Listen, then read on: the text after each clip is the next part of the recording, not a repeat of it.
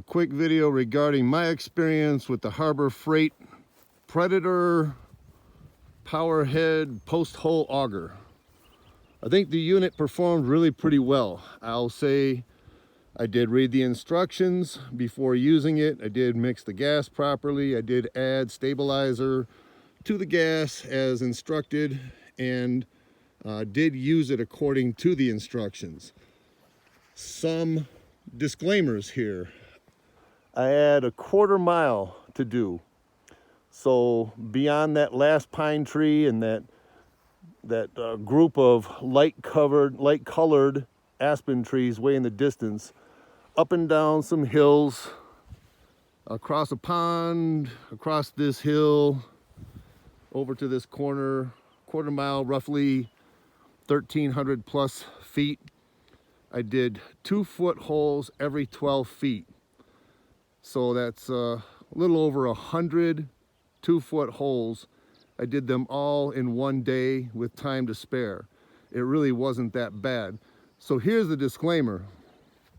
The soil was still kind of moist and it was not rocky.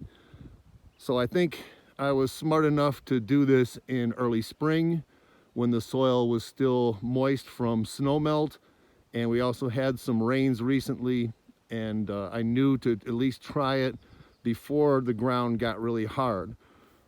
The soil was either, clay mix, some kind of clay, a lot of black dirt, but again, no rocks. So I was really fortunate in that respect. I can't say how this thing would do in really difficult situations. This ground was really pretty easy, but that being the case, the machine performed really pretty well. I was really happy with it. The blade or the auger does wobble a bit at different times when trying to pull it out, and stuff like that. You'll see that on other reviews, I'm sure. And it will torque a little bit if it binds up. And I also noticed that the tip of the auger will get roots and such caught up in it that need to be cleaned off, that help a lot too. So the roots I had were pretty minimal, very minimal. They were just small tangly roots that got caught on the end, but it did make a difference in how it dug. So I would stop the engine, put it down, clean the tip off, reset it, and it dug really well thereafter. So with the exception of the auger wobbling at times, it would seem like it was bent or something, but I don't think so. I think that's just the construction of it.